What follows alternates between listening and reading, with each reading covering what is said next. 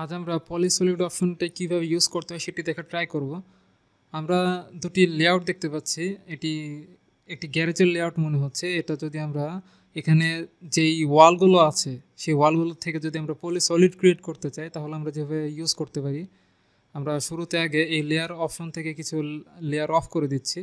Suppose আমি annotation এবং centre line আমাদেরকে প্রয়োজন পড়বে, আমি ডাইমেনশন লেয়ারটা অফ করে দিচ্ছি, ডোরগুলো আমি অফ করে দিচ্ছি এবং ফার্নিচার অফ করে দিচ্ছি, ওয়ালটাও আমি অফ করে দিচ্ছি। জাস্ট সেন্টার লাইনটা আমি রেখে দিলাম, কারণ এই সেন্টার লাইন ইউজ করেই আমরা হচ্ছে পলিসলিড ক্রিয়েট করব বা পলিসলিডের মাধ্যমে আমরা ওয়াল ক্রিয়েট করব।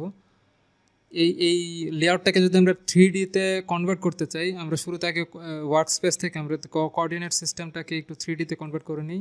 আমাদের 3D ওয়ার্ক স্পেস রেডি হয়ে গেছে। এখন আমরা যদি চাই যে আমাদের সাপোজ এই প্ল্যানটাকে আমরা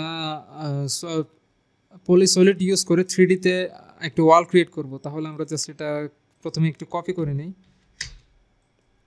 কপি করে আমরা এখানে রেখে দিচ্ছি। নেক্সট আমরা এখান থেকে যদি আমরা পলিসলিড যে টুলসটি আছে আপনারা দেখতে পাচ্ছেন, এই পলিসলিড টুলসটা আমি সিলেক্ট করে নিলাম। সিলেক্ট করার পর আমরা এই অবজেক্ট সিলেক্ট করে নিতে পারি। তার আগে আমি হাইট আর ওয়েটটা সিলেক্ট করে নিচ্ছি। হাইটটা আমি এটা দিচ্ছি সাপোজ 10 ফিট যদি দিয়ে দিই, অথবা 9 ফিট দিয়ে দিচ্ছি। আমি 10 ফিটে দিয়ে দিচ্ছি, এখান থেকে 10 ফিট সাইন দিয়ে দিচ্ছি আমি, এন্টার। এবং ওয়েট আমি দিয়ে দিচ্ছি, সেটা হবে হচ্ছে 9 ইঞ্চি সাইন দিয়ে আমি এন্টার প্রেস করে দিলাম। নেক্সট আমি অবজেক্ট সিলেক্ট করব। অবজেক্ট সিলেক্ট করে সাপোজ আমি এই অবজেক্টটা সিলেক্ট করলাম।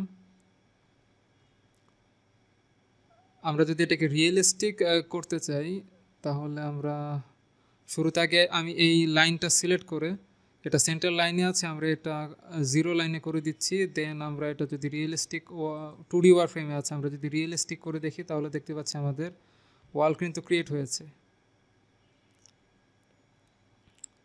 তো আমরা বাকি ওয়ালগুলো ক্রিয়েট করার ট্রাই করি। এখান থেকে আমরা পলিসলিড টুলটা সিলেক্ট করার পর আমরা এখান থেকে অবজেক্ট সিলেক্ট করছি। দেন আমরা এই অবজেক্টটা সিলেক্ট করলাম। দেন আমরা যে কাজটি করব সেটি হচ্ছে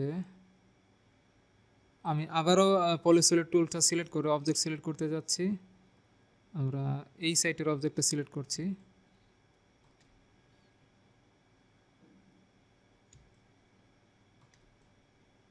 দেন আমরা ইন্টারফেস করলে প্রিভিয়াস টুলগুলো সিলেক্ট হয়ে যাবে।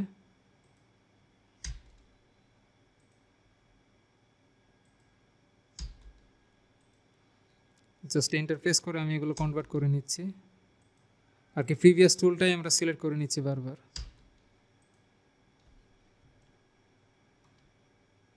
আমাদের এক্সটার্নাল ওয়াল এখানে ক্রিয়েট হয়ে গেল। আমরা যদি এই ওয়ালগুলো 0 লেয়ারে নিয়ে যেতে চাই,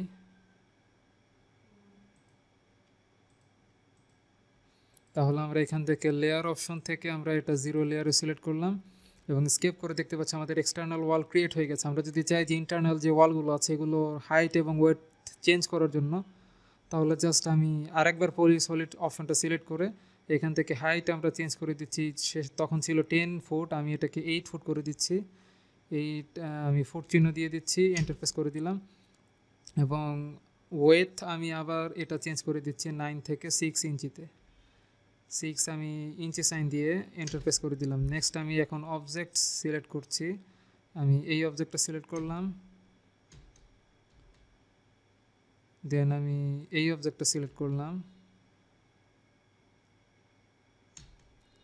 আমি ডাবল ইন্টারফেস করলে আমার অবজেক্ট চলে আসবে। এভাবে ইন্টারফেস করে আমি জাস্ট এবার যদি এই অবজেক্টগুলো আমি সিলেক্ট করে লেয়ার চেঞ্জ করে ফেলি, যেহেতু আমার ডিফারেন্ট লেয়ার ক্রিয়েট হয়ে গেছে। এবার আমরা দেখতে পাচ্ছি যে আমাদের পলিসলিড ইউজ করে কিন্তু আমরা খুব ইজিলি আমাদের 2D একটি ড্রয়িংকে 3D ড্রয়িংয়ে একটি ফিল দিতে পারছি। তো এই ছিল আমাদের পলিসলিড সংক্রান্ত আলোচনা। ধন্যবাদ।